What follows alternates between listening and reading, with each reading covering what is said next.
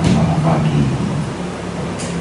Sebelum kita berbincang dhamma, saya mau membacakan ulas dhamma dalam dhamma di sana.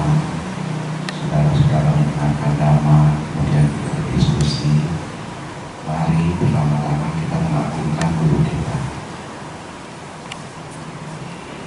Namo tassa bhagavato arahato sama sambuddhassa. Namo tassa bhagavato arahato sama sambuddhassa. Namo tassa bhagavato arahato sama sambuddhassa.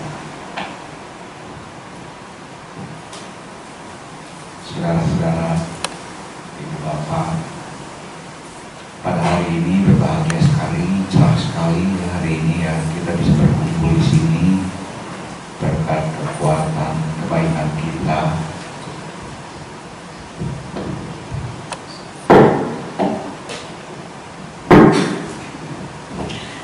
Berkat kekuatan kebaikan kita semua, kita mengalami hasil dari kebaikan kita bisa bersama-sama kumpul di sini.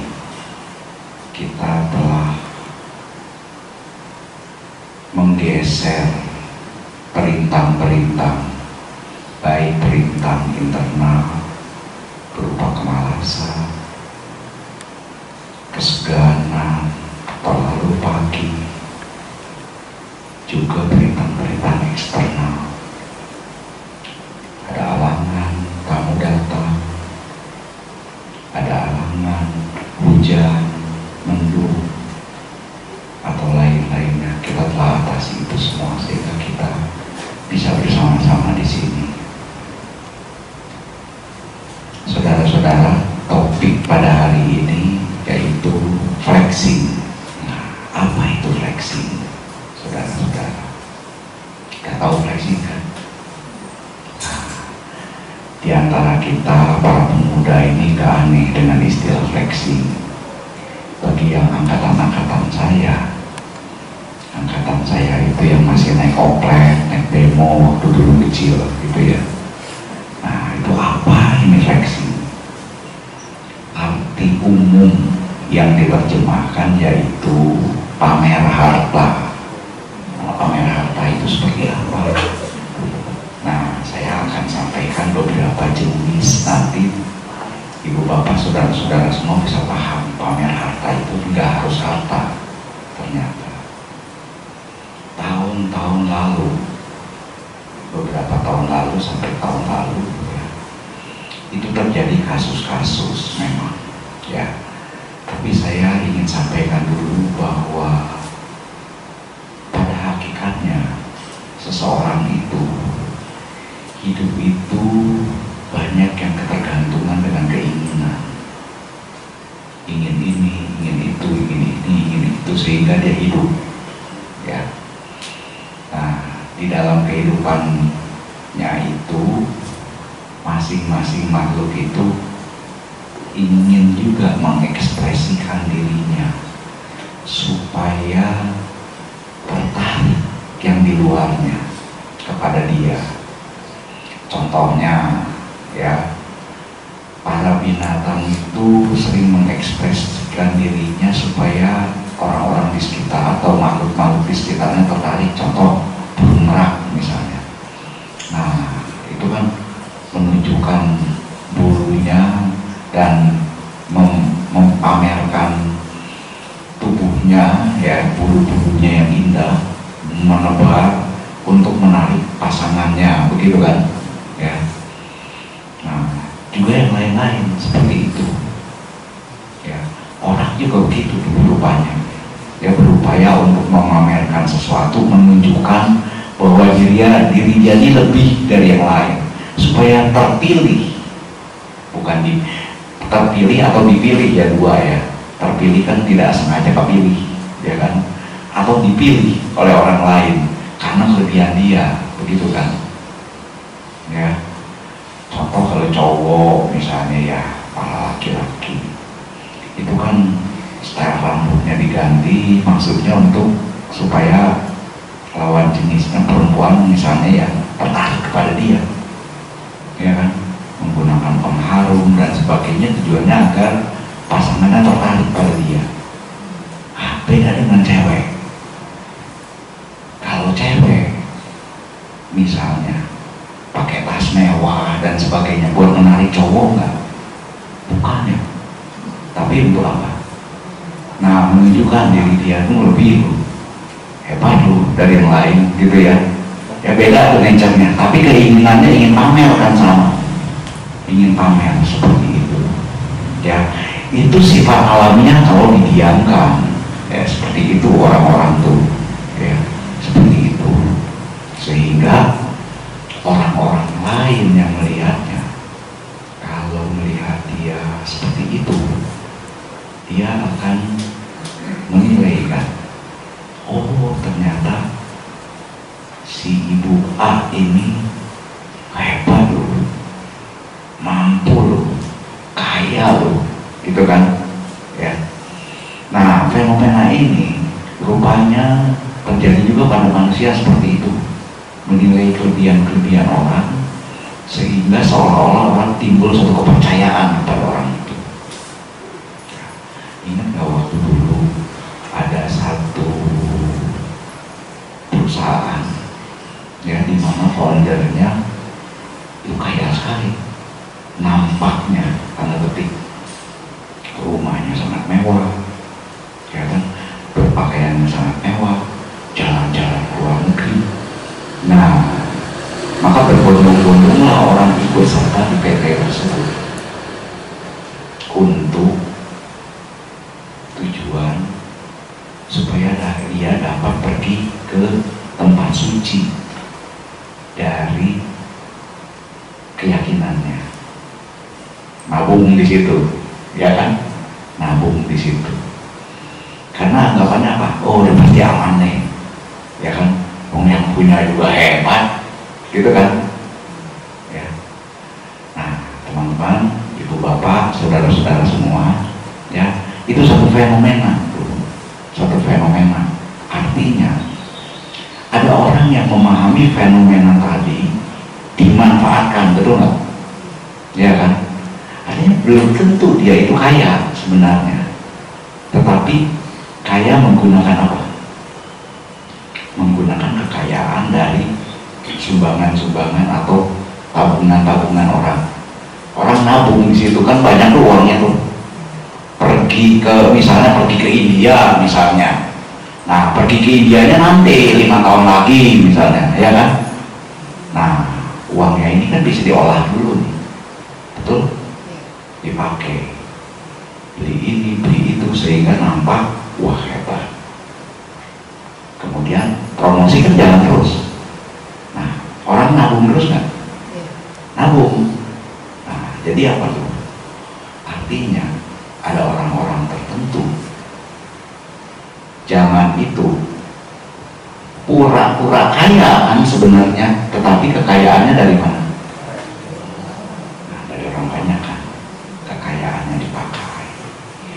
Orang-orang mulai terpesona, taruh uang juga di situ, ya kan?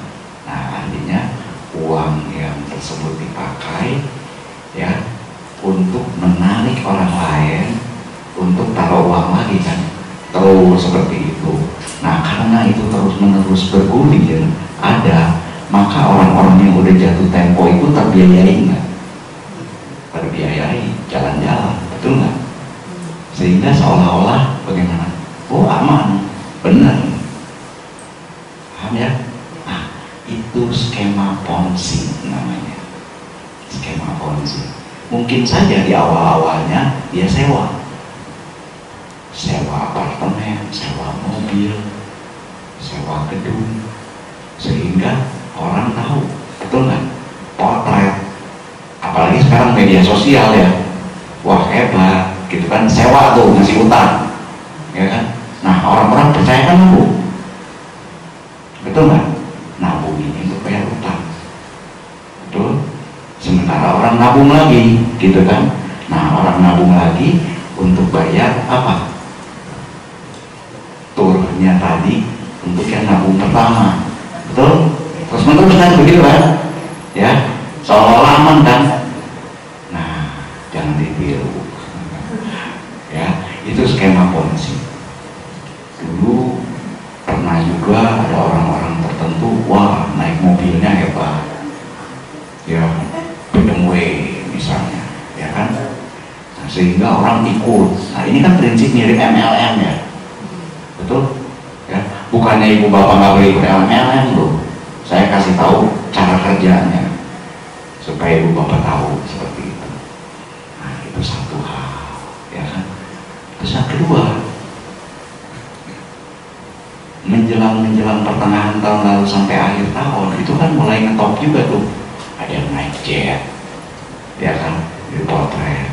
Nah, orang-orang mau lah menanam modal di situ, ya kan, hingga sampai jadi main game, ya kan, game online-nya yang dimana foundernya itu orang influencernya itu, ya kan, menggunakan apa, kekayaan loh, harta yang dipamerkan.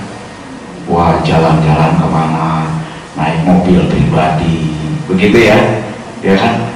Orang masuk situ, ujung-ujungnya ada yang penjara nggak tuh? Ada ya, cukup banyak ya yang penjara ya. Artinya, zaman itu, flexing itu, memamerkan kekayaan, bukan orang kaya.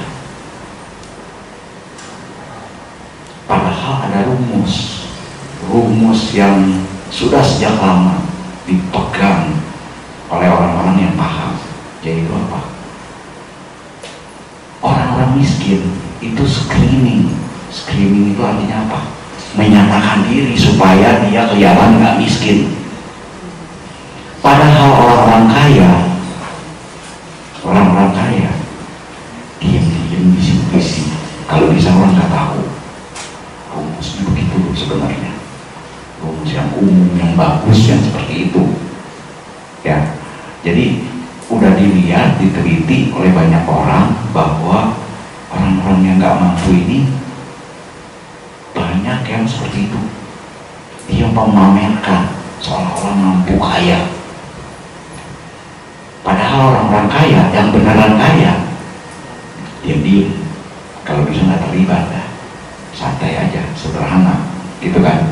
Nah, zaman itu terjadi seperti itu sehingga banyak yang penjara kan. Sekarang mulai muncul lagi kan, banyak kan, ya kan. Nah, itu model flexing pertama, pamer harta dari orang yang sebenarnya tanda petik nggak punya harta, seperti itu. Ujung-ujungnya ketahuan juga, bahaya juga, ya kan.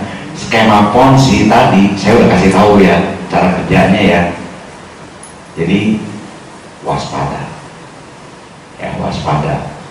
ya, bukan nggak boleh ikut misalnya MLM ini untuk obat kesehatan, is oke, ya kan, kalau bermanfaat untuk sehat kan nggak apa-apa juga ya, tapi bukan untuk yang seperti tadi tuh. Ikut itu karena yang memasarkan, yang foundernya itu pamer harta misalnya. Nah, itu hati-hati ya, hati-hati yang seperti itu, karena orang biasanya percaya kalau hartanya udah ditontonin dulu, ya kan. Nah, teman-teman, itu terjadi banyak hal. Itu kita dari kekayaan yang langsung dipamerin kan. Mungkin nggak seperti ini, misalnya ketika WA muncul kata-kata dari seseorang, kalau kamu ini nggak bakal kebeli tuh kaos merek ini nih, seumur hidup kamu kerja nggak bakal kebeli. Nih kaos ini nih, gue udah pakai dari 5 tahun lalu. Saya udah pakai ini nih, gambarnya yang dikasih kirim 10 tahun lalu. Nah, itu kan pamer ya, iya kan. Walaupun sehari-hari dia mungkin pakai kaos oblong, tapi pamer begitu dengan omongan begitu, bisa ada yang sakit hati, bisa ya. Nah, biasanya kalau yang sakit hati, gila nih, dia beli itu, dari mana sih belinya? Nah, medsos nih. Kalau udah seperti itu diutak-atik dapat nggak tuh bisa? Oh ternyata itu bukan kekayaan dia, babenya, dia anaknya kok. Dia bisa kebeli ini, kebeli itu, masih kecil, gitu kan? Tapi ngomongnya udah gitu. Nah itu flexing kan? Betul nggak? Tapi yang kena siapa? Babenya. Pasti orang ngutak-ngatik, oh ternyata babenya. Emang babenya kerja apa sih? Nah kan gitu ya? Betul nggak? Oh kerjanya ini. Loh, kalau kerjanya ini, kok gajinya bisa beli ini, beli itu, beli ini, beli itu? Dari mana tuh? Nah, orang kan begitu sekarang. Zaman dulu tahun-tahun sebelum media sosial intensif ya, nggak ketahuan kan? Sekarang kalau ketahuan yang seperti itu. Teman-teman, ibu bapak, saudara-saudara semua itu model kedua tuh. Ya kan? Model kedua. Bisa juga ada satu kasus di China. Kasus di China ini sangat terkenal loh. Kasus di China itu. Jadi itu menimpa salah satu orang di pemerintahan sebenarnya, di level tinggi di pemerintahan itu. Dia dikenal dengan 3 kali 1000, 3 kali 100. Jadi dia punya 100 apartemen ya. Kemudian di 100 apartemen itu dia punya 100 tanda petik simpenan. Tahu simpenan? Simpenan itu ada 2, simpenan uang dan simpenan perempuan. Nah 100, ada uang 100 ya kan, 100 apartemen kan 3 kali 100, betul nggak? Ya kan? Nah dia punya perusahaan, kemudian dia bikin undian. Nah ketika bikin undian pasti ada yang menang kan. Nah yang menang itu kan diatur, yang satu gitu kan simpenannya kan, ya kan, dan punya uang banyak memang, ya kan. Jadi orang mendapatkan peluang kan, seolah-olah kan ikut semua yang makin kaya kan, ya. Akhirnya tahuan penjara, ya seperti itu. Nah, ada lagi yang unik, ini jadi bisnis ini mungkin sampai sekarang, hati-hati ya. Ini namanya bisnis dating game.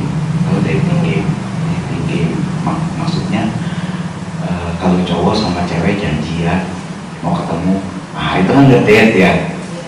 Nah ini permainan date nih. Jadi ini dimanfaatkan oleh orang-orang tertentu, bisa cowok pelakunya, bisa cewek pelakunya, untuk menggait orang supaya dapat duit dengan date. Nah, gimana tuh Pak Selamat ngalamin ya? Gawat, ya. Nah, jadi ibu bapak, saudara-saudara. Nah, saya tuh kalau yang begitu-begitu tuh saya cari tahu supaya bisa jadi bahan buat sharing teman-teman, karena itu penting. Jangan sampai tertipu dan jangan sampai jadi penipunya, gitu kan. Jadi orang itu ya, dia entah utang, entah apa, sewa segala macam, dia kan akhirnya ngedate gitu kan, datanglah mobil mewah gitu kan. Nah ceweknya mau ikut gitu kan, ceweknya juga targetnya orang kaya. Wih canggih kan, targetnya orang kaya. Misalnya cantik, dia aja sama mobil biasa-biasa, peluang maunya tinggi kan? Kecil ya peluangnya. Nah ini orang nggak mampu, sewa ini sewa itu, kadang-kadang ada provokatornya, promotor join. Ada orang yang punya duit, untuk dapat duit lebih banyak lagi suruh dia, lu sewa ini karena tampangmu lumayan ganteng gitu kan, kamu date. Nah ketika date terjadi, naik mobil, pesawat pribadi dan sebagainya, kan bukan punya duit, bukan punya dia duitnya, betul nggak? Nah udah nyaman, tenang dan segala macamnya, curhat-curhatan, betul nggak? waduh, saya ada sedikit problem nih, begini. Tapi ini mismatchnya berapa hari lah, gitu. Bisa nggak pinjam sebentar? Nah, mereka kan transfer dikit, ya kan? Nah, balikin lagi, mungkin percaya nggak? Percaya, ngomong lagi, ada problem lagi nih. Nah, mulai masuk, mulai agak panjang jangka waktunya. Sampai satu saat uang masuk, hilang. Gimana? Ayo, bye-bye. Uang hilang, DM-nya juga selesai, ya kan? Jangan ikutin ya. Tuh, kayak begini tuh polanya tuh. Ada terjadi, bisa pelakunya cowok untuk ngegait cewek kaya yang lonely, ya. Bisa cewek ngegait cowok kaya di tingkat yang level atas. Mau ngedate sama orang biasa-biasa. Jatim, tahu nggak jatim? Jaga image, ya kan? Nah, ada kasus kayak begitu. Nah, itu kan flexing tuh, ya. Tapi fenomenanya bisa kejadian kayak begitu. Nah, tapi ketahuan kan langsung ya flexing, gitu kan ya. Nah, ada lagi kejadian. Jadi itu korbannya kan banyak tuh. Banyak kalau di Eropa, di Singapura, di China, di Hong Kong yang begitu korbannya banyak. Ya, saya nggak tahu nih di Indonesia nih korbannya banyak apa enggak, kita nggak tahu. Biasanya kalaupun jadi korban, itu biasanya malu mengekspos. Uangnya udah banyak, jadi korban, ekspos, malu kan? Kita nggak tahu juga uangnya dari mana, betul nggak? Ya, diem-diem dia, diem-diem. Nah, ada satu lagi fenomena, contohnya, ya, contohnya ada satu orang cewek, dia tinggal di apartemen, kaya sekali, sangat kaya, punya satu anak, sangat kaya, ya. Nah, dia di apartemen itu kan parkirnya kan istilahnya salome, apa maksudnya itu? Satu lubang rame-rame, bisa dipakai rame-rame, betul nggak? Nah, dia tempat parkirnya ini sengaja dia bayar, jadi nggak boleh parkir di tempat itu orang lain. Coba dia, nah, parkirnya kan mobil mewah karena dia orang kaya, betul nggak? Satu kali tempat parkirnya ini dipakai oleh orang lain yang kebetulan kaya juga, ya. Jadi mobil mewah juga di situ, parkir di situ. Nah, orang ini yang merasa udah bayar bagaimana? Marah, ya kan? Kesel, sampai satu saat ribut nggak?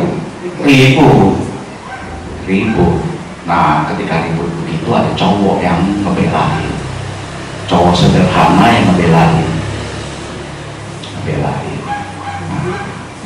Akhirnya diekspos oleh media, ketahuan, kecek, ini cowok keren nih, udah sederhana ngebelain ini cewek kaya. Siapa sih ini cowok? Dicek, oh ternyata ya dia itu pernah kawin dengan cewek itu.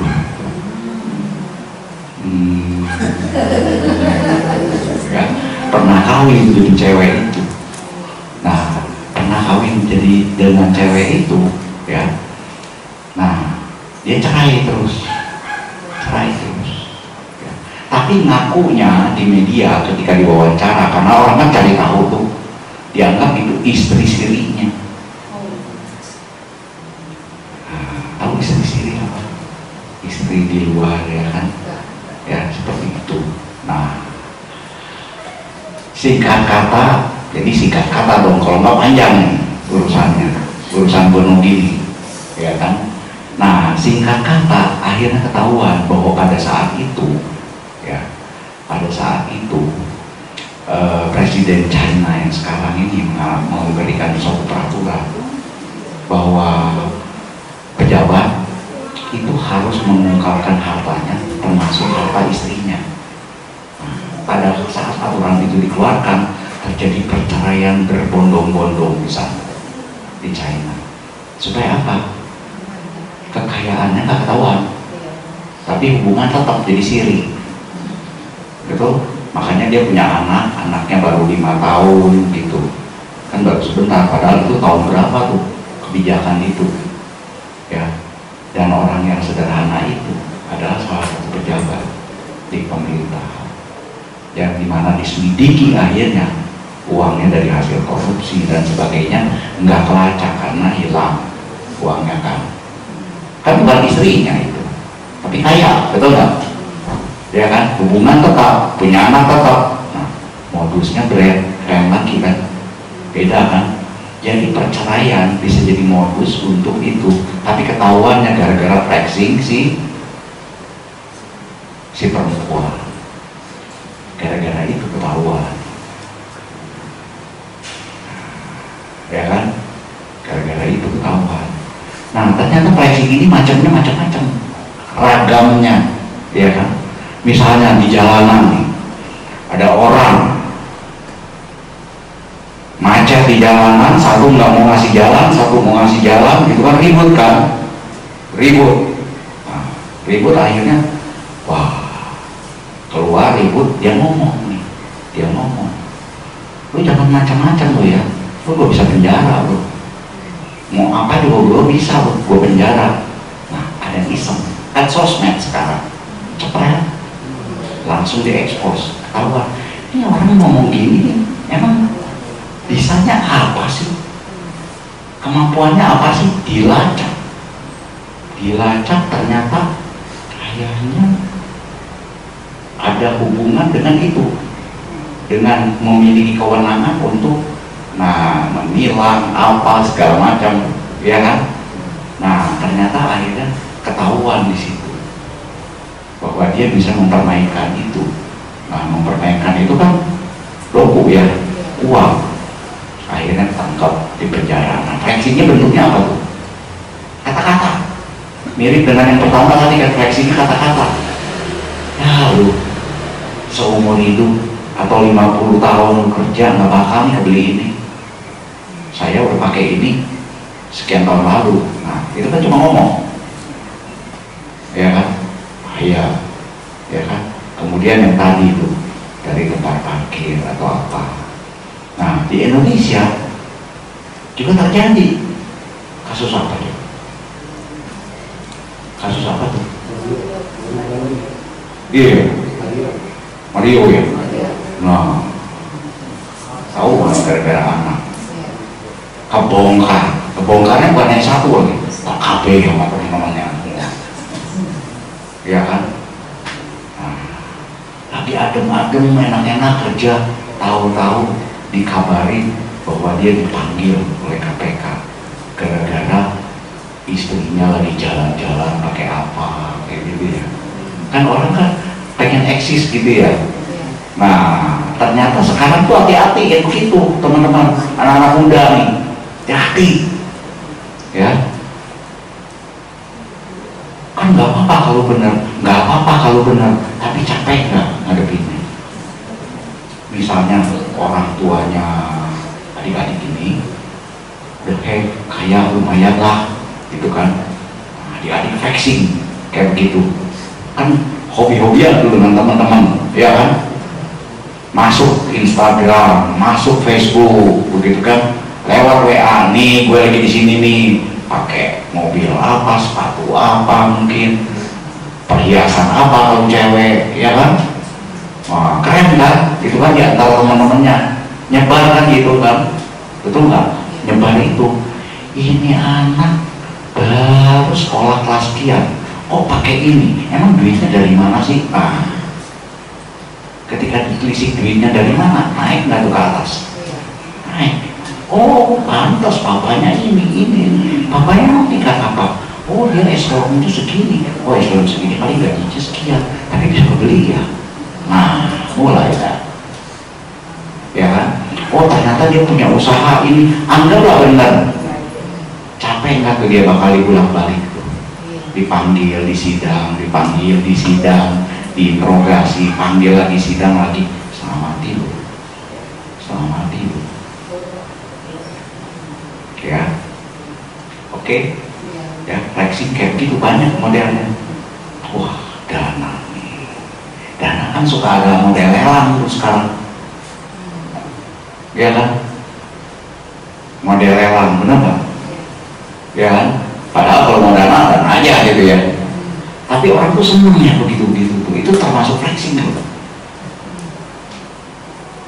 Ya kita nggak boleh celah si pendana juga, cuman kita kasih tahu nih bahaya, ada resiko, betul nggak? Ada resiko.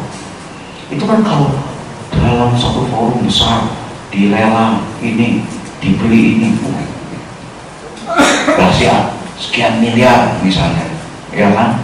Nah, mungkin nggak ada orang yang negatif, nggak bisa dihindari, betul nggak?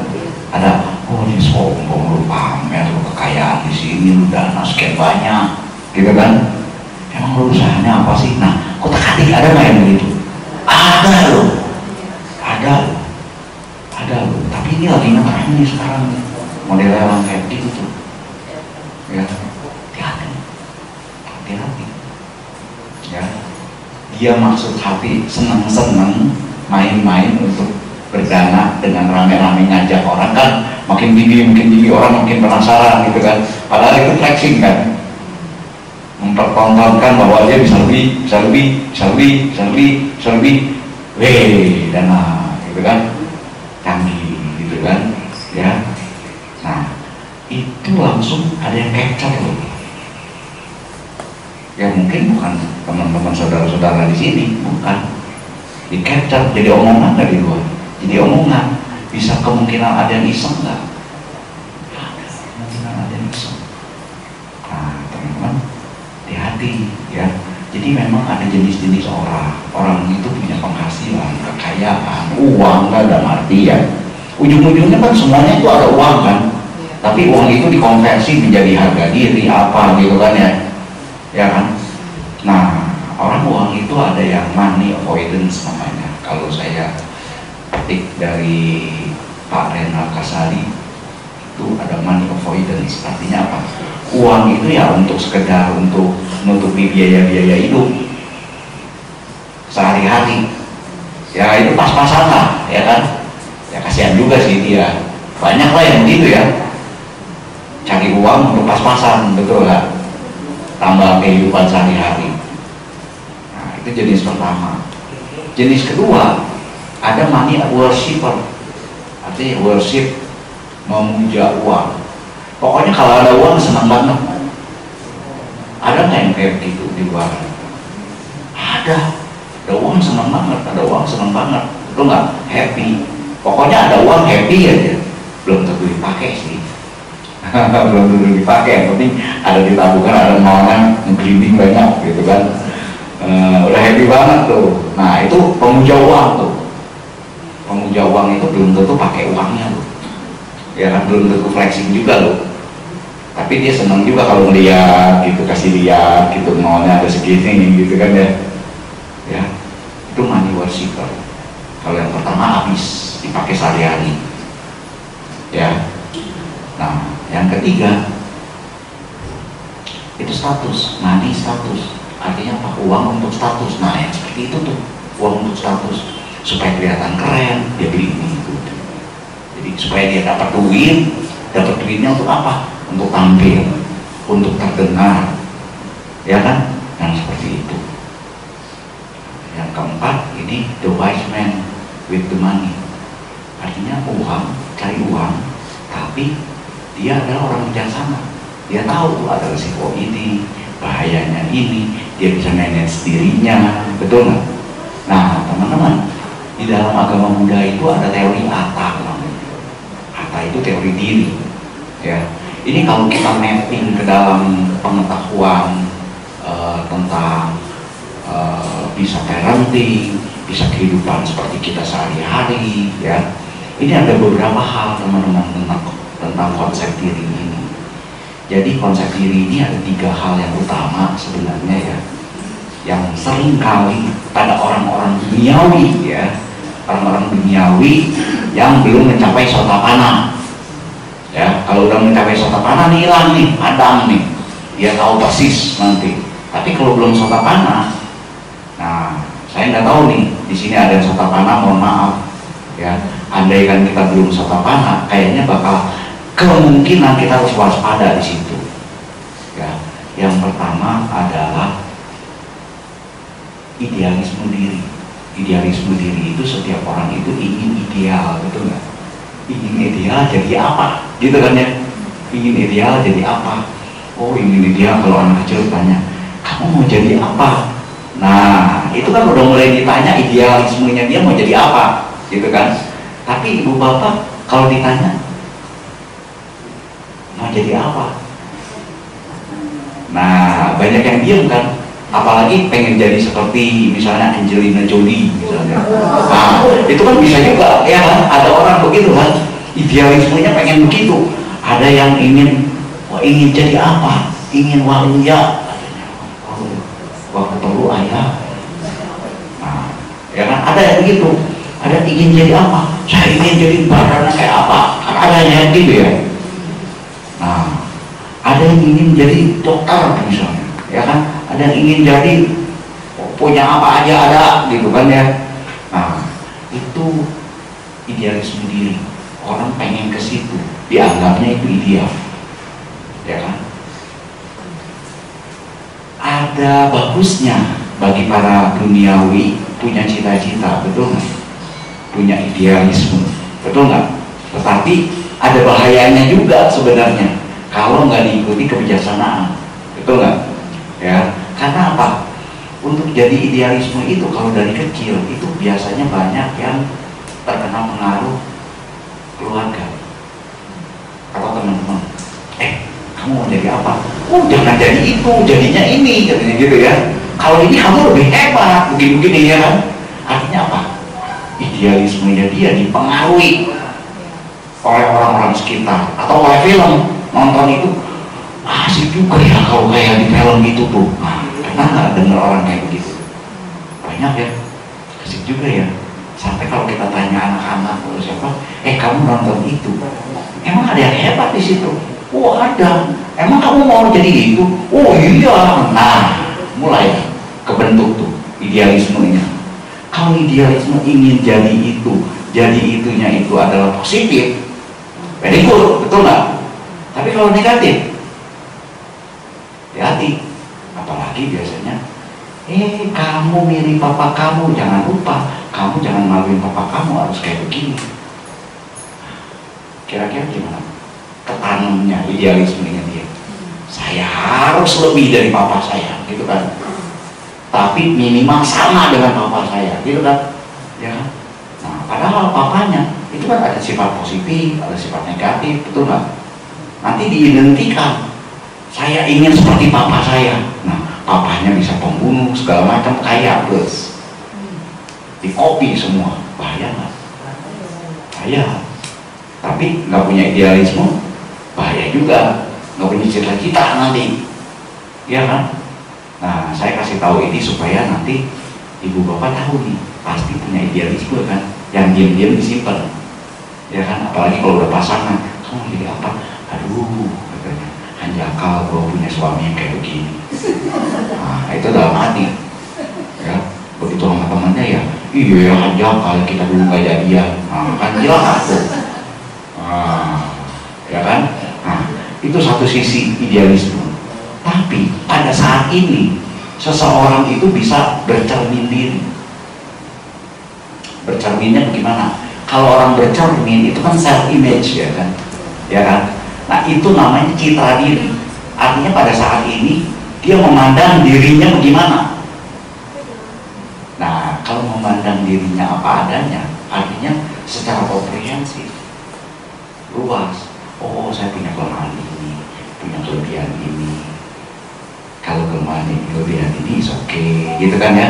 Itu kan komprehensif, ya kan? Tapi umumnya orang apa? Bandingkan yang dia lihat ini dengan idealisme dia.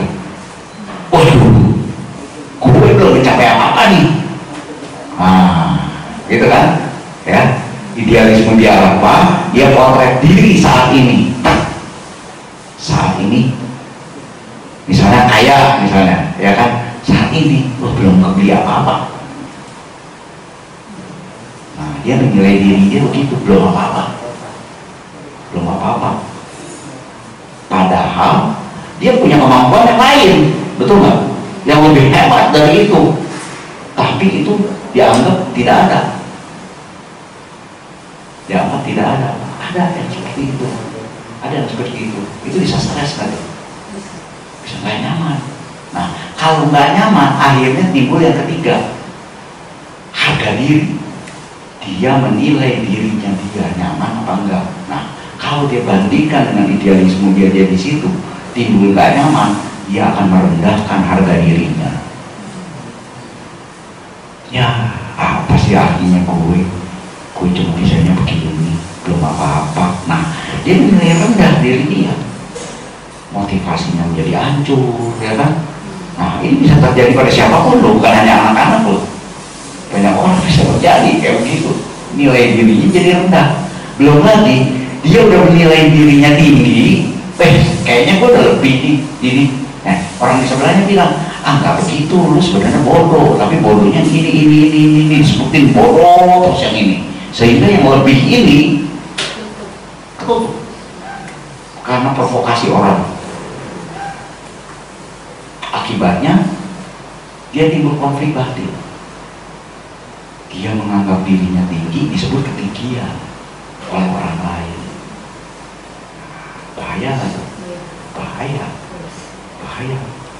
Kalau dia menolak perkataan orang lain itu bisa ribut, ya kan? Kalau dia menerima, dia tidak menghargai kelebihan dia, betul nggak? Bahaya banget, ya. Jadi udah berapa macam diri itu, ya. Dalam agama Buddha tuh tentang kata tuh banyak, ya. Cuma orang kan ya taunya anatta aja begitu. Nah, kalau orang-orang yang seperti itu tuh kita ingin bantu untuk berubah, wah segala sesuatu anatta, tanpa diri, mau terima nggak? Nggak bakal, nggak mempan. Mau biku senior apapun nggak mempan tanpa diri. Yang ada hidupnya jadi stres dia, ya kan? Nah, ketika dibantu anatta malah keluar dari Buddhis nanti. Kan banyak juga orang-orang Buddhis yang semangat menyebarkan anatta, betul nggak? Nggak salah juga di dia secara musawadah melanggar nggak? Nggak melanggar loh. Dia bilang anatta, benar kan? Sebenarnya. Tetapi secara jalan mulia berunsur 8, ucapan benar. Ucapan benar itu harus ada perhatian benarnya. Artinya ucapannya boleh tidak melanggar Pancasila, tapi perhatiannya, konteksnya tepat juga. Kalau nggak tepat, itu bukan ucapan benar, walaupun nggak bohong. Paham nggak? Maksud saya, kan banyak istilahnya orang yang menggebu-gebu untuk menyebarkan ajaran Buddha untuk membantu orang. Dia nggak berbohong, karena menyebarkan ajaran Buddha, ya kan? Tapi kalau dari jalan mulia berunsur 8, dia nggak masuk ucapan benar, nggak bisa suci itu yang kayak begitu, ya, kena ngaruh. Karena apa? Bisa menimbulkan konflik pada orang lain, walaupun yang diucapkan tidak melanggar Pancasila. Nah, yang begini kan jarang diomongin, ya kan? Oh, saya udah bener kok, nggak bohong, ya kan? Yang mirip-mirip penghasilan kan? Kan nggak mencuri, saya kan dari papa saya nggak mencuri, betul? Nggak mencuri. Terus dia flexing, maksudnya untuk narik orang supaya dapat duit, gitu kan? Nggak mencuri kan? Nggak melanggar Pancasila kan? Tapi kena nggak di jalan mulia berunsur 8 pencaharian benar? Kena. Karena apa? Di situ nggak ada ketulusan, nggak ada perhatian, konteksnya nggak pas lagi, nggak apa, melanggar jalan mulia berunsur 8. Ya, makanya Sang Buddha itu mengunci the way of life itu di jalan mulia berunsur 8, bukan sekedar Pancasila. Ya, karena umat awam umumnya kan kita pada saat tahap dasar kan tidak membunuh, tidak mencuri, ini betul kan? Ya kan? Itu kan Pancasila Buddhis. Saya tanya, kalau orang melaksanakan Pancasila Buddhis pure 5 itu, diam di rumah nggak kemana-mana, Pancasilanya terlaksanakan, tapi nggak bakal suci, betul nggak? Nggak bakal bisa hidup juga, nggak kerja dan sebagainya, betul nggak? Nggak melanggar Pancasila loh, ya kan? Artinya umat Buddha itu tidak diajarkan untuk kasih oleh Sang Buddha. Dengan Pancasila saja itu nggak cukup untuk hidup bahagia, nggak cukup. Ya, itu mendukung untuk hidup bahagia, nggak melakukan kesalahan, ya kan? Tapi nggak mendukung dia untuk usaha yang benar, ya kan? Dan sebagainya. Makanya Sang Buddha kunci di Jalan Mulia Berungsung 8 harus ada daya upaya benar. Daya upaya benar itu min plus, ingat nggak? Min pertama itu hal-hal negatif dikurangi. Hal negatif yang belum ada janganlah nyontek, juga jangan. Oh, dia itu ada yang negatifnya gini, tapi tuh dicontek, bahaya nggak? Bahaya memunculkan yang di kita nggak ada, jadi ada yang negatif, ya kan? Kayak flexing kayak begitu, merugikan orang nggak kayaknya, gitu kan? Tapi bahaya nggak? Bahaya, ya, bahaya. Oh, nanti itu detailnya kita bahas ntar waktu udah kelas tuh. Asik tuh judulnya, tapi sederhana ya. Kiri otak panah kecil, gitu kan ya. Kita lihat nanti hubungannya ada terkait juga dengan yang sekarang, ibu bapak. Ternyata begitu ya. Nah, jadi ibu bapak dapat satu ya secara dhamma dari pengetahuan apa. Setiap orang tidak terhindar tuh dari apa yang tadi itu. Dia punya apa untuk menjadi yang hebat, begitu kan? Termasuk ingin mencapai nibbana, ada atanya tuh sebenarnya. Very good sebenarnya, ya kan? Kan nggak bisa langsung anatta sebelum mencapai kesucian, ya kan? Masih dipakai nggak itu?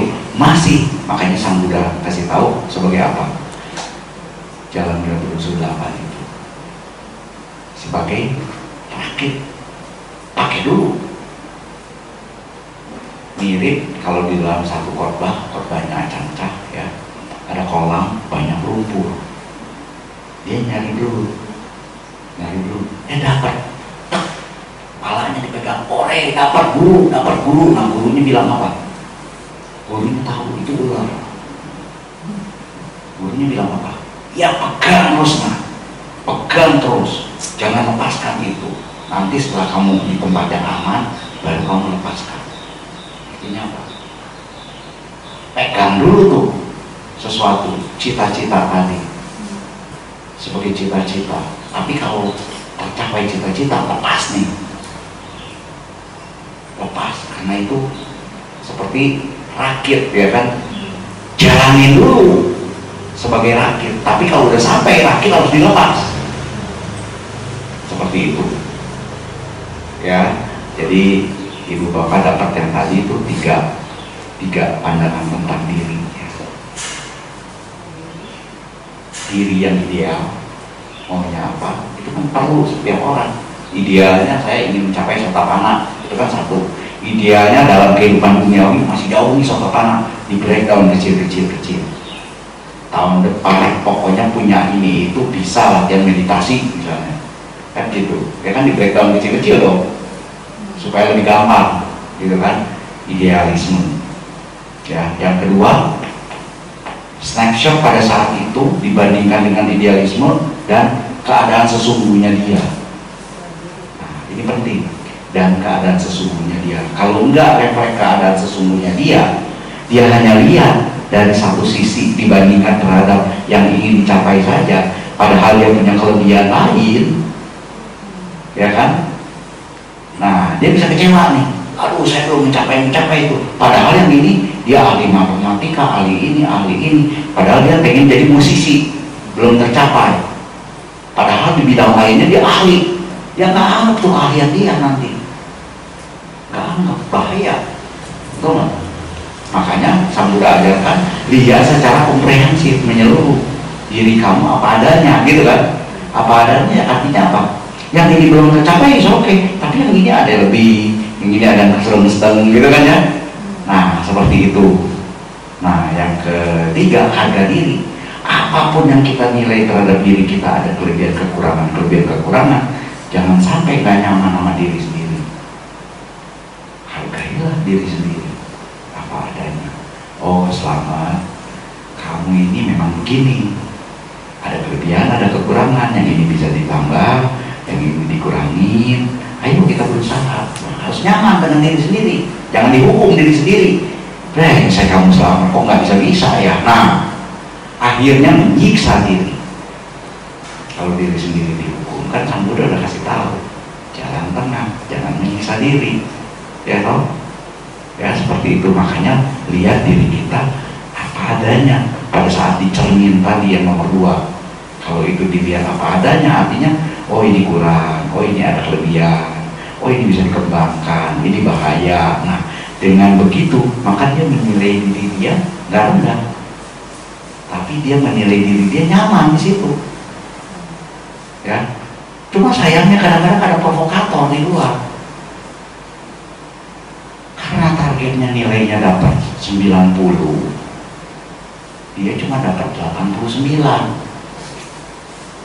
Nah, usahanya udah setengah mati untuk dapat 89, susah banget gitu. Target 90. Nah, orang luar bilang apa? Wah, kamu kok 89, kurang usahanya kamu. Nah, orang itu gimana? Stres. Udah setengah mati usaha, memang sih belum mencapai 90, tapi itu kamu dikurang usahanya. Nah lu konflik kan? Konflik, stres anaknya. Padahal orang luar ini bisa ngomong, wah hebat kamu, upaya kamu itu sangat besar. Walaupun sangat besar, kalau kamu mungkin metodenya yang perlu ditinjau supaya bisa lebih, ya kan? Tapi sekarang aja kamu udah hebat loh, usaha kamu kuat loh, sangat bagus. Nah, dia nggak tahu, menilai diri dia juga nggak rendah. Karena apa? Usahanya ini dihargai oleh dia. Harga diri kan tadi, dihargai, harga dirinya nggak jatuh, gitu, ya. Harga dirinya nggak jatuh, seperti itu. Lupa.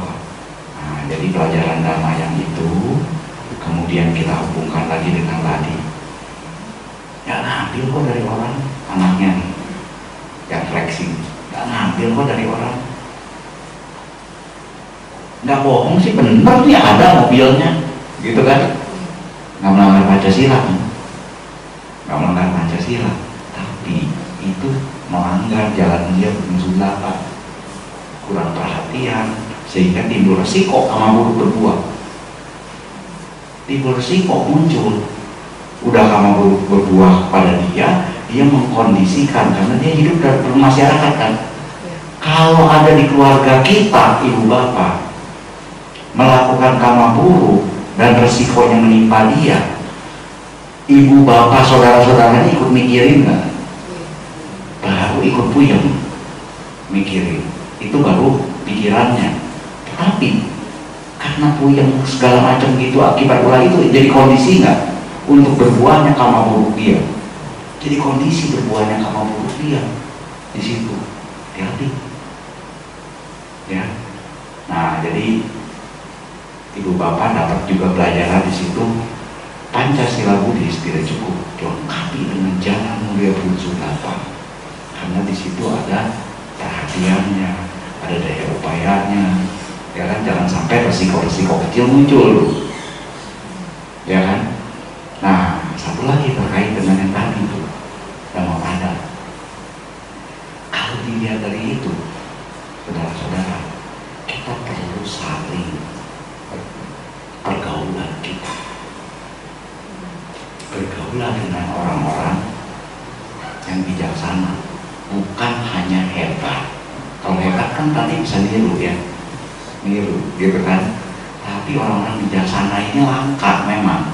Nah, ibu bapak kan punya komunitas di wihara, ya kan?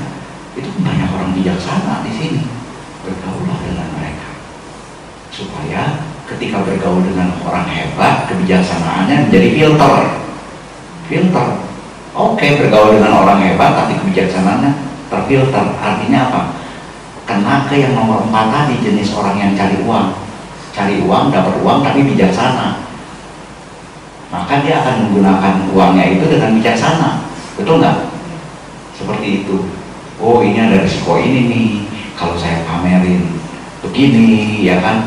Wah, ini begini, gitu kan ya. Jadi dia berpikirnya mulai komprehensif. Nah, itulah pergaulan yang bagus, ya. Dan kalau orang-orang bijaksana itu sudah bergaul dengan saudara-saudara, dengan kita semua, kita dengerin nasihat dia.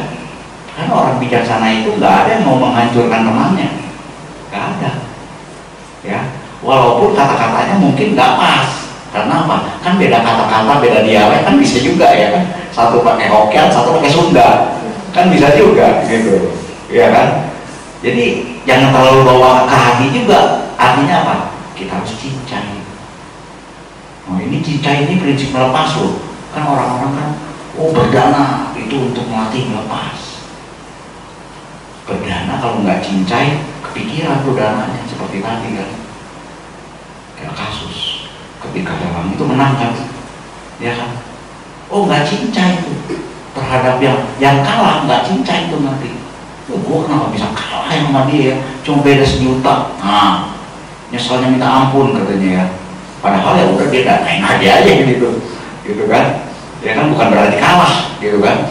Nah, cincainya hilang nanti tuh, hati-hati. Ya, cincainya hilang. Tujuan mau dana ternyata jadi ada hambatan-hambatan karena padahal dana itu prinsipnya itu kan materialnya, yang dana itu ada yang menerima, gitu kan. Padahal prinsipnya adalah mempersembahkan, ada caga di dalamnya. Caga itu nggak peduli orang itu menerima barangnya atau enggak, tapi dia sudah ada niat itu, barang itu cuma ekspresi aja, betul nggak? Nah, itu yang penting sebenarnya.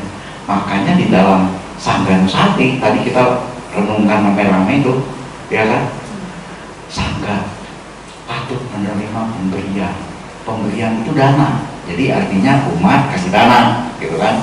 Pemberian, ada barang yang mengalir ke pihak penerima, ada penerimanya. Tapi Sangga patut menerima persembahan. Apa bedanya? Persembahan itu nggak peduli Sangga yang mau nerima mau enggak. Artinya ekspresinya bisa macam-macam dari kita, mirip matahari mempersembahkan cahaya.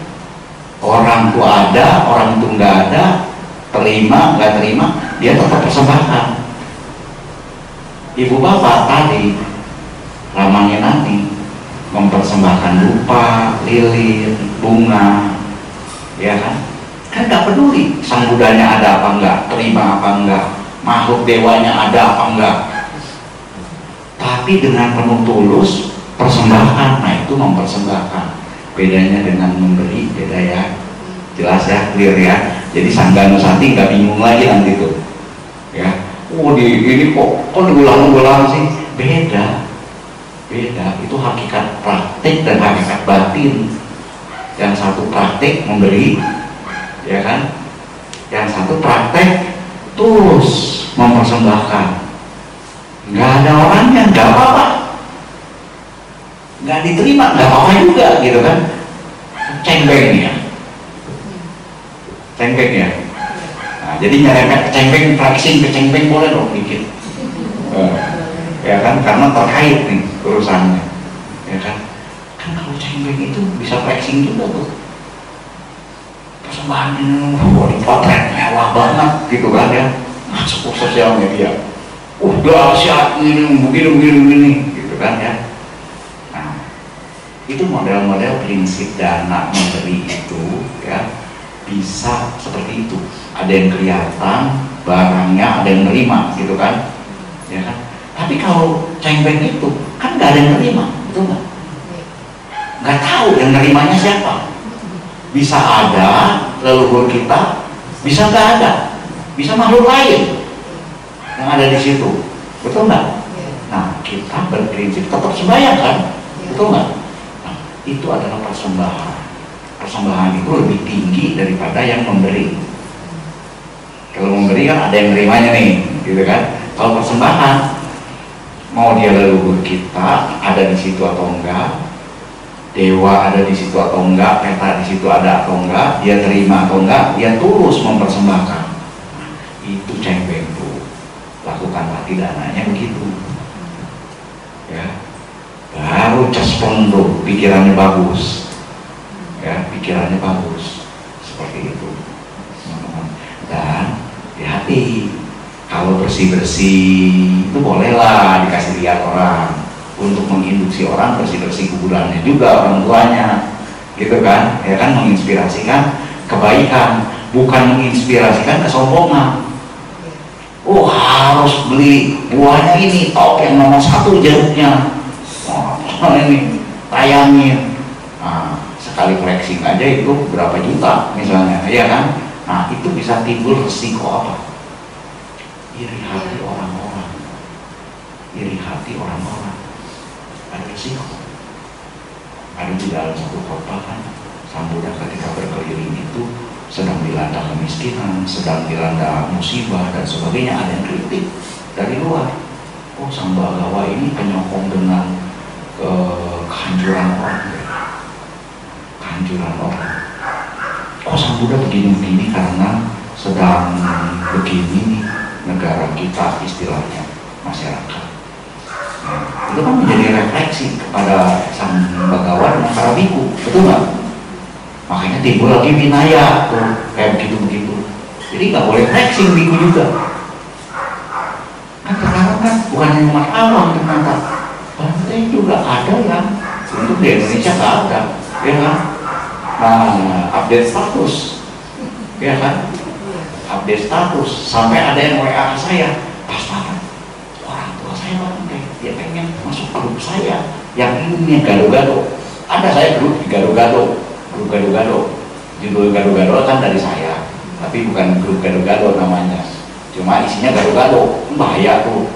Saya bilang, saya mensupport Sangga untuk konsentrasi sesuai dengan komitmennya mempercepat mencapai nibbana. Jadi saya tolak, nggak mau saya masukkan ke situ. Kenapa? Kebetulan beliau, maksudnya ibunya itu senang foto-foto di upload, jadi senang flexing. Nah, jadi istilah flexing orang kan beda-beda tuh.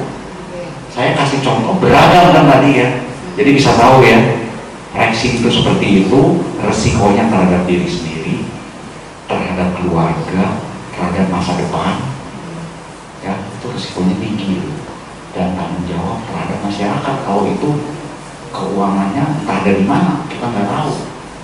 Nah, jadi para remaja yang punya orang tua itu bukan paranoid kalau kasih nasihat. Orang tua itu pengalamannya banyak hal yang anak-anak muda ini belum dapat pengalamannya dan nggak bisa diceritain langsung oleh orang tua, karena orang tua itu punya style bicaranya mungkin beda dengan anak-anak sekarang.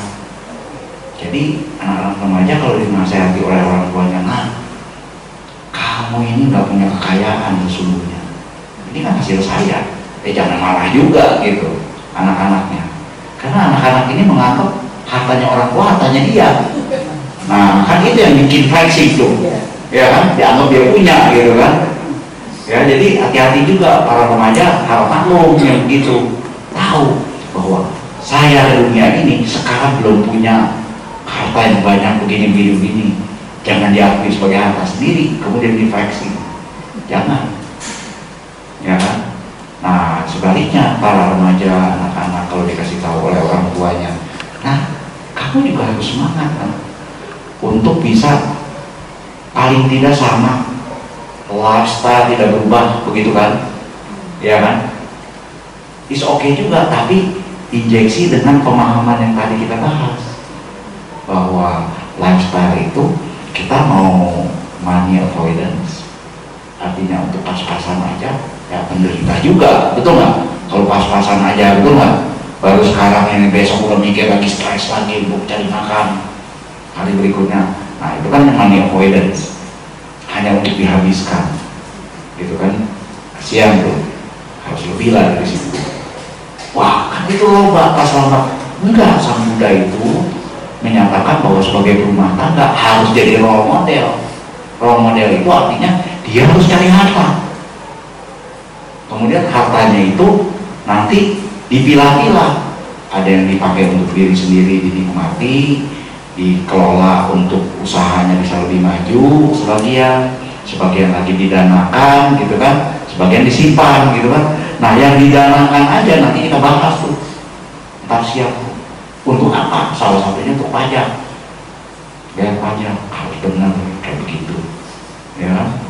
Nah itu benar-benar di capture bahwa oh ternyata boleh ya untuk cari duit, untuk lomba, itu yang semangat untuk menjadi biku aja gitu ya kan.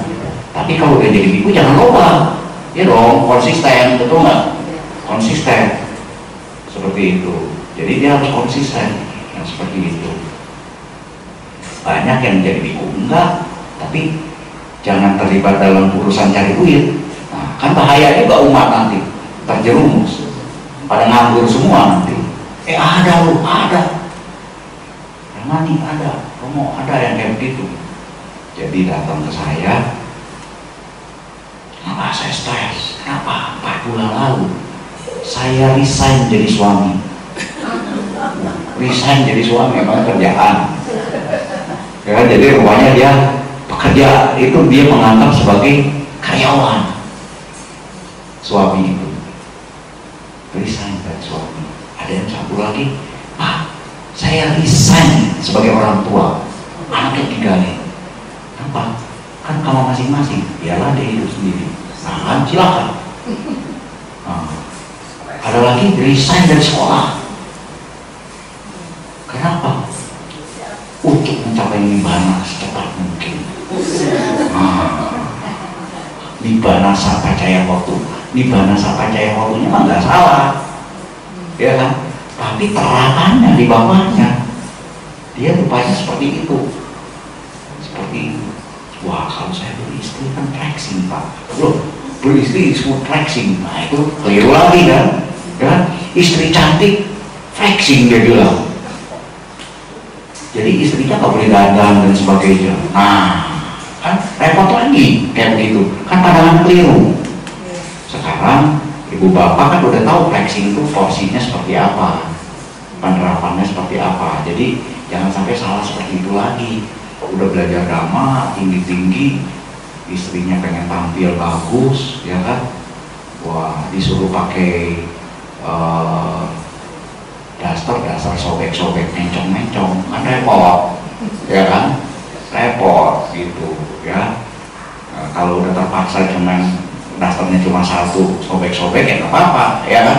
Tapi kalau cantik punya ini itu disuruh pakai kayak gitu kan repot ya, ya kan? Artinya harus hidup sewajarnya sebagai orang kaya, ya kaya yang wajar, pakaiannya, pakai tasnya, kendaraannya wajar gitu kan ya, tapi nggak di flexing gitu kan, wajar.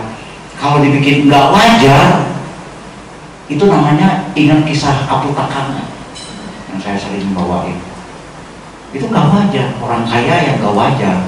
Ibarat Abu Nawas beli Mercy naik bajai. Abu Nawas beli Mercy, keren kan? Pajang Mercy-nya dipotret, aku buat punya ini, sehari-hari naik bajai. Nggak begitu juga gitu, nggak begitu juga ya. Contoh Aputaka kan begitu. Jadi dia orang kaya, pakaiannya nggak layaknya orang kaya, alasannya nggak mau flexing, nah gitu kan kalau bahasa sekarang. Padahal Sang Buddha nggak larang loh, gunakan sesuai dengan porsinya, nggak dilarang. Raja yang pakai perhiasan kayak begitu, it's okay, gitu kan? Kan flexing bukan begitu, ya. Tapi kalau dia pamer-pamer, misalnya, flexing ini salah satunya begini. Kan ada 2 ekstrim dalam berdana. Dulu, zaman dulu kala ketika wihara ini belum terbentuk, saya itu kebaktian di suatu wihara. Kebaktian di suatu wihara itu kalau berdana itu kantong motor ya, kantong berjalan ya, marilah kita berdana gitu ya. Ekstrim pertama, duit kecil dikumpul-kumpul biar orang lain nggak lihat, masuk sama tangan-tangan, belak. Nah, itu pasti ada kebencian dan tidak enak ketika berdana. Itu ekstrim satu. Ekstrim dua, duit gede, biar kelihatan. Itu flexing juga, teman-teman, ibu bapak ya. Nah, jangan sampai gitu, ya kan? Nah, aputaka ini dia menggunakan kendaraan, sendal dan sebagainya, pakaian itu nggak layaknya orang yang memang cukuplah punya uang untuk menggunakan kekayaannya sesuai kenyamanan dia dengan porsi orang kaya setingkat itu. Wajar. Ternyata dia enggak. Ya, mungkin salah satu alasannya hidup sederhana, gitu kan? Nggak seperti itu juga sebenarnya seharusnya kan. Nah, akhirnya meninggal dunia karena nggak punya keturunan, kekayaannya ini baliknya ke raja. Raja kan, karena raja ini murid Buddha, dia juga sering merenung, dia tahu, oh ini nggak fair nih, kok dia yang kaya jadi dapat buat saya. Kalau zaman sekarang kan happy aja kalau uang masuk tiba-tiba kan, tanpa orang tahu siapa pengirimnya, pokoknya duit masuk gitu kan, halal disebutnya kan. Hati-hati itu. Saya dulu nanganin kasus-kasus kayak begitu, itu pencucian uang, hati-hati, nyasar gede masuk. Ini insight juga berlihara, tiba-tiba uang gede masuk, nggak tahu si pengirimnya siapa. Hati, karena dulu pernah ada kasus, ada uang masuk itu dalam satu suku. Oh, itu kayak repot dipanggil sana sini, ya. Jadi pengirimnya harus jelas. Jadi ibu bapak kalau ngirim pakai namanya ya, transfer ya. Karena apa? Kasihan penerimanya nanti, dana nggak tahu dari siapa itu kan. Kalau ada apa-apa dilacak, bahaya, capek. Ini uang dari mana? Oh, dianggap pencucian uang, kontribusi, kan bahaya. Ya. Oh, kita kan kalau berdana nggak usah bilang-bilang pak. Memang berdananya nggak usah bilang-bilang. Bantulah yang menerima dana supaya administrasinya rapi, ya kan, administrasinya rapi. Nah, kembali si aputaka tadi, raja akhirnya tanya kepada Sang Buddha, kenapa begitu? Sang Buddha jelaskan, dulu dia itu berdana kepada Paceka Buddha. Ketika berdana kepada Paceka Buddha, menyebabkan dia, padahal dananya nitip orang, gak apa-apa, berbuah dia jadi kaya. Bayangin tuh, dana aja nitip bisa kaya. Tapi dia nggak bisa menikmati kekayaannya. Karena apa? Ngedumel. Ketika dana itu diberikan, waduh, istri saya ini kalau berdana gede banget ya, kayak begini. Sang Bagawa ini kan bahagia, akan lebih bermanfaat kalau dipakai buat karyawan di rumah. Banyak orang sekarang ada yang kayak begitu di luar, ada ya. Nah itu bisa kaya loh, betul. Tapi ya itu kaya tapi gak bisa pakai. Ya yang kecil-kecilan kita ngalamin sih yang kayak begitu. Kalau beli jeruk, yang dimakan jeruknya bukan yang segar dulu kan, yang udah banyak-banyak dikit kan, bener nggak? Yang segar sayang buat besok aja, atau buat siapa gitu kan ya, betul nggak? Ya, itu hati-hati tuh, kita insight tuh. Oh berarti ini dulu nih saya melakukan perbuatan baik itu nggak pure tuh, sehingga saya nggak menikmati yang segernya. Tapi sekarang setelah tahu ceramah tentang aputaka, jangan flexing. Mentang-mentang tahu ceramah aputaka, ini harus yang hebat, tampil ini. Ya, harus bijak. Jadi Sang Buddha katakan bahwa itu karena dia ketika berdana nggak tulus, seperti itu. Sehingga dia menikmati dana hasilnya, dia tetap kaya. Itu kan menikmati hasilnya, betul nggak? Tapi dia nggak bisa pakainya nggak leluasa gitu. Artinya ada hambarannya. Nah itu artinya nggak plong waktu dana. Entah ngedumel, kan banyak juga orang ngedumel. Ini bante udah dikasih makanan oleh saya, nyiapin aja udah 3 hari, belum belanjanya. Dibagi-bagi lagi si bante mah. Nah kayak begitu tuh, ibu ibu bapak pada saat takdir dana dan makanan kepada banteng, jaga jangan sampai muncul, jangan sampai muncul. Juga jangan sampai flexing ya, jangan sampai flexing. Ya nanti timbul, kalau flexing seperti itu timbul perkataan buruk dari orang lain. Nah, jadi dari 4 model cari uang tadi, ada satu model lagi yang paling penting sebenarnya, yang enggak bisa dibeli oleh uang. Nama baik, ya, reputasi, kemoralan, kepuasan, tidur nyenyak, enggak bisa dibeli dengan uang tuh. Ya. Kalau kayak kasus sekarang lagi ngetop tuh, nggak bisa tidur nyenyak tuh, pasti pakai obat tuh untuk tidurnya, ya kan?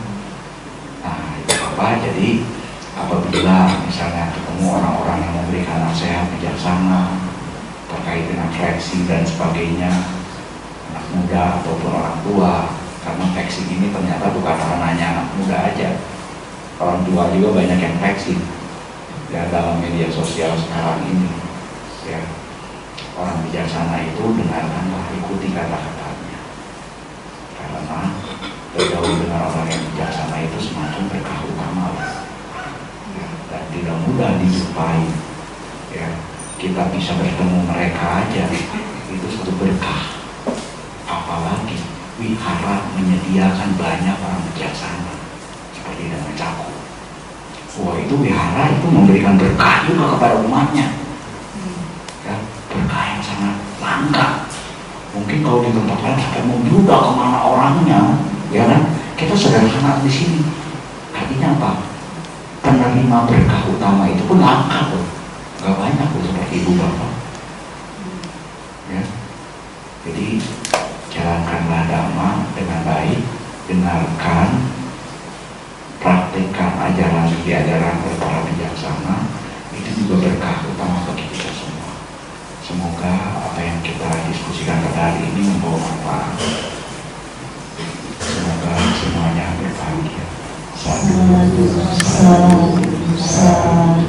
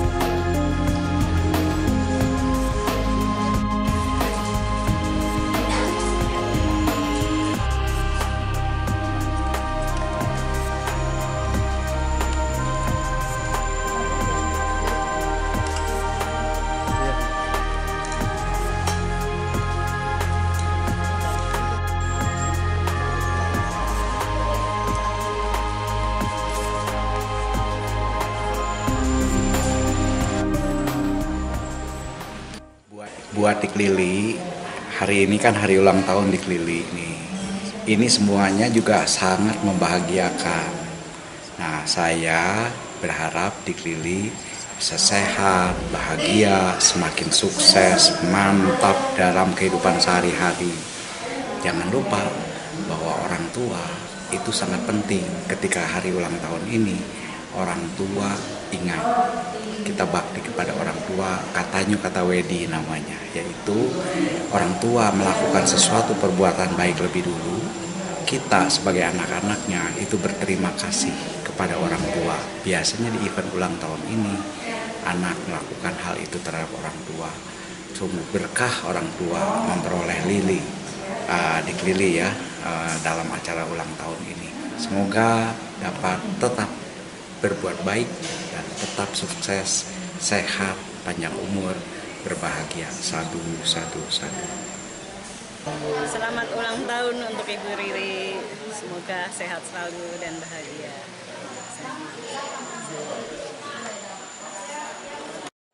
Selamat ulang tahun Ibu Ririn.